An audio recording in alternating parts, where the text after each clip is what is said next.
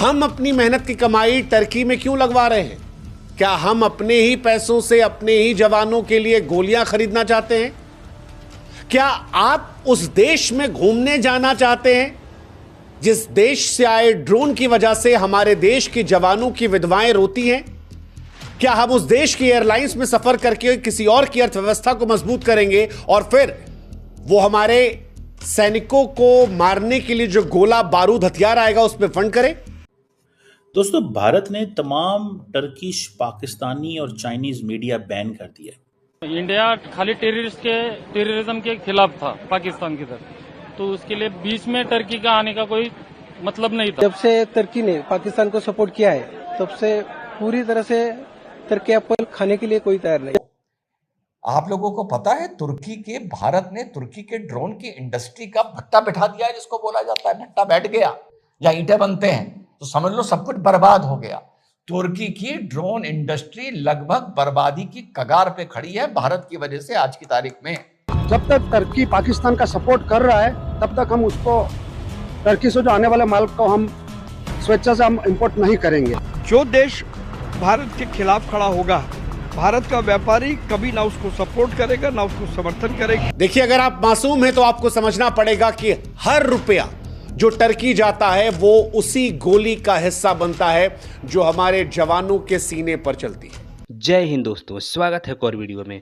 दोस्तों, पाकिस्तान को सपोर्ट करने के कारण तुर्की का भारत में बायकॉट हो रहा है। न केवल ट्रेवल कैंसिलेशन बढ़े हैं बल्कि सेब और मार्बल सहित तुर्की से इंपोर्ट किए जाने वाले हर सामान का बायकॉट किया जा रहा है। 16 मई को confederation of all India traders CAIT ने तुर्की और अजरबैजान के साथ व्यापार खत्म करने की घोषणा की। दिल्ली में हुई मीटिंग में देश के 24 राज्यों से बिजनेस लीडर्स ने भाग लिया। CAIT ने गुरुवार को कहा था कि जो देश भारत के खिलाफ है उसके साथ व्यापार करने का कोई सवाल ही नहीं है।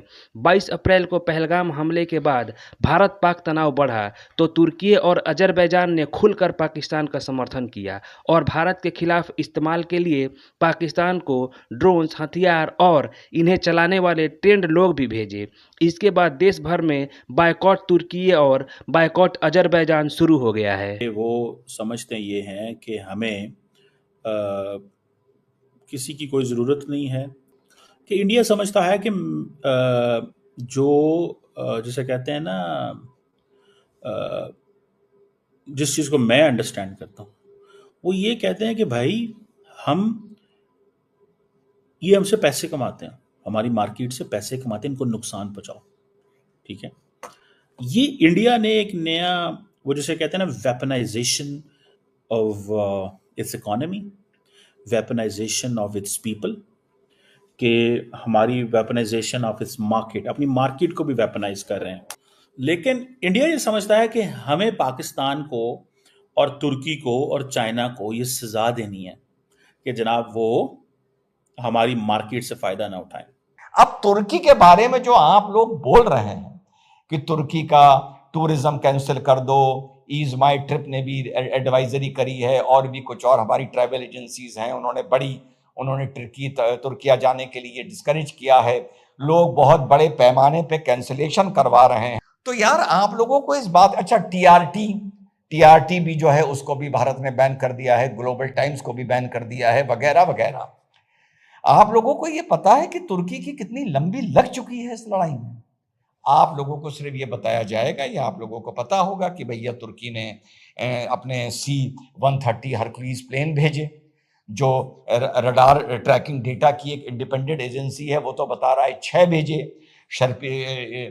तुर्की की सर्वेलेंस शिप भी आके कराची पर डॉक हुई। उसी पीरियड में तुर्की के ड्रोन भी लगभग 360 इस्तेमाल हुए भारत के ऊपर, और 2 ऑपरेटर्स भी तुर्की के जो ऑपरेशनल सपोर्ट देने के लिए आए हुए थे वो भी हमारे अटैक में मारे गए। ये भी आप लोगों को पता होगा कि आर्म्स दुनिया की कितनी बड़ी इंडस्ट्री है, और आर्म्स की इंडस्ट्री में तुर्की के ड्रोन्स कितनी जल्दी वर्ल्ड को इंप्रेस कर रहे थे। 2020 में जो अजरबैजान और आर्मीनिया की लड़ाई हुई थी उसमें जो इनको सक्सेस मिला था, यूक्रेन और रशिया की लड़ाई में जो इन लोगों को सक्सेस मिला था तुर्की के ड्रोन्स को, आप लोगों को पता है भारत ने तुर्की के ड्रोन की इंडस्ट्री का भट्टा बिठा दिया है, जिसको बोला जाता है भट्टा बैठ गया, या ईंटें बनते हैं तो समझ लो सब कुछ बर्बाद हो गया। तुर्की की ड्रोन इंडस्ट्री लगभग बर्बादी की कगार पे खड़ी है भारत की वजह से आज की तारीख में।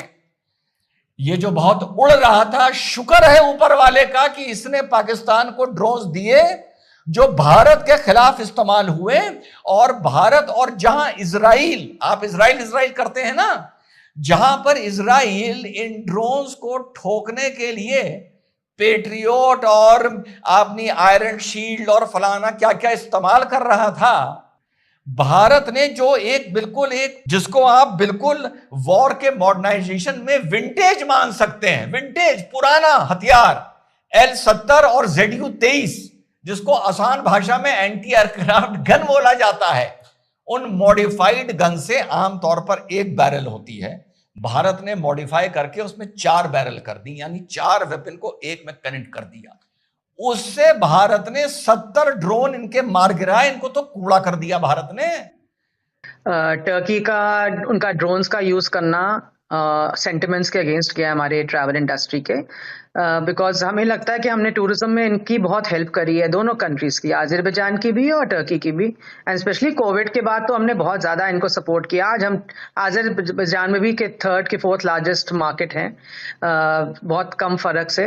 और इवन इन टर्की हमारे लास्ट ईयर 2024 में 3,30,000 आदमी गया है, एंड इकोनॉमी में हमारा करीबन इंटायर ट्रेड का 4,000 करोड़ का इन्वेस्टमेंट है हमारी टर्की के साथ, बिकॉज हमारी इन्वेस्टमेंट बहुत ज़्यादा है। ट्रेड वैल्यू हमारी 90,000 करोड़ की है। तो आई थिंक ये सब देखते हुए जो लोगों के सेंटिमेंट हर्ट हुए हैं, उनको ये लगा कि हमको टर्की और अजरबैजान नहीं जाना चाहिए बिल्कुल भी, बिकॉज दैट्स वाई सारी बुकिंग्स कैंसिल होनी शुरू हो रही हैं। 50% बुकिंग्स कैंसिल हो गई हैं।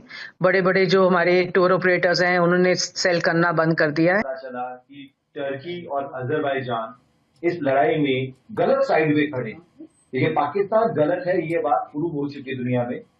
जो उनका UN डेजिग्नेटेड टेररिस्ट है, उसके फ्यूनरल पे पाकिस्तान की आर्मी के लोग, मिलिट्री के लोग खड़े। तो इससे साफ पता चलता है कि पाकिस्तान एक रोग नेशन है, एक टेररिस्ट को पनाह देने वाला नेशन है। उस नेशन को टर्की और अजरबैजान सपोर्ट करें, ड्रोन्स देकर, मनी देकर, ये बात एकदम क्लियर होती है कि हमें इन नेशंस के साथ काम नहीं करना चाहिए। और इसके लिए हमने एक ट्रैवल एडवाइजरी निकाली थी कि इन कंट्रीज में ट्रैवल नहीं करना चाहिए। We were the first ones जिसने ये ट्रैवल एडवाइजरी निकाली थी। हमें बहुत खुशी है इस बात की कि हमें देखकर काफी सारी ट्रैवल एजेंसीज ने भी ये एडवाइजरी निकाली, और आज के टाइम में हमारे एफर्ट की वजह से boycott Turkey, boycott Azerbaijan trend कर रहा है। कि तुर्की जो ऑपरेशन दोस्त था हमारा, जब हमने ये करा तो वो ऐसा कदम उठाएगा और मतलब हमारे दुश्मन के साथ मिलके सारा काम करेगा। तो इसलिए जो travel agents association of India है और बाकी जो ट्रैवल एसोसिएशन हैं, बड़े बड़े जो टूर ऑपरेटर्स, ट्रैवल एजेंट्स हैं, सबने तुर्की का और अजरबैजान का, क्योंकि अजरबैजान ने भी इनको ओपनली सपोर्ट करा है, तो इन दोनों का बाइकआउट करा है। और हम इंडियन चेंबर की तरफ से इन सारी एसोसिएशंस के साथ हैं।